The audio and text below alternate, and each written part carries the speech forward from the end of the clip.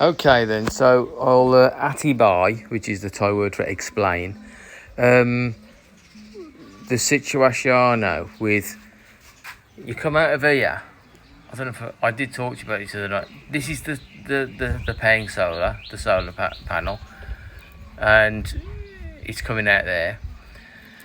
This is the battery, right? Now this what I've done, this battery feed here, right? When it's in solar mode, right?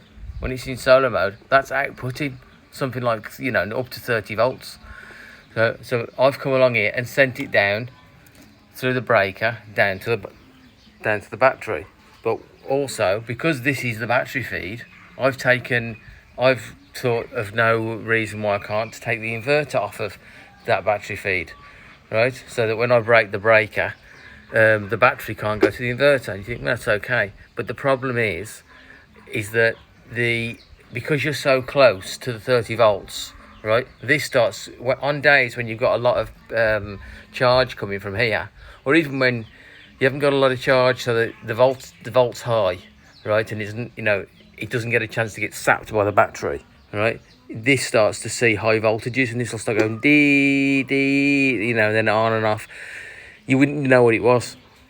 Anyway, so the only solution is I've got to take this and I've got to put it down onto the battery, right? And then really what I should do is then have a battery fuse closer. I need a battery fuse down here, and that's it.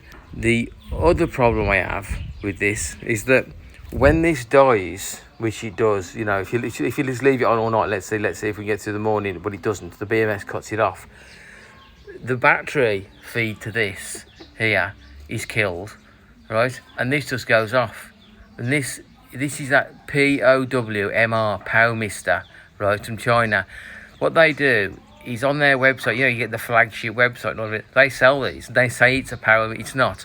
It's just because there's no the label and it doesn't say PowMr. It's just something that they've taken on and sell on their shop, right? But it's not bad. It's pulling 8 amps. I've got one solar panel on. It will pull 18 amps, but I'm not doing it because, as I say, I had a problem with this one here. Just decided it works, but it just doesn't. The settings, it won't turn into 24 volt mode anymore. But I need to try it at her father's really, see if it works as 12 volt. So what'll happen is when the power is restored, right? When it turns back on, it forgets all the settings that you had before. So it turns on and starts doing things that it shouldn't be doing.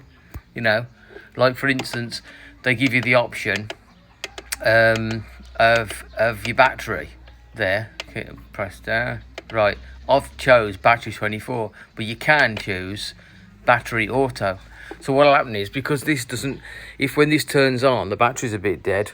The battery, if this is in auto mode, but it doesn't really matter anyway, because it'll be in auto mode as a default. So it starts up as auto mode for battery default, sees it's less than 24 volts, and starts up as a 12 volt system.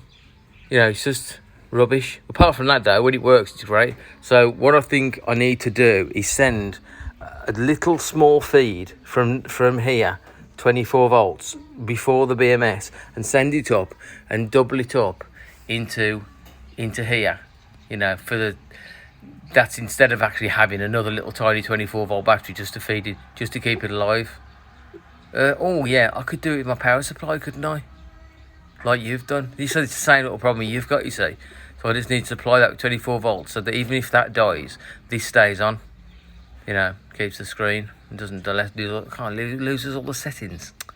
There should be a battery on the circuit board. Right, okay.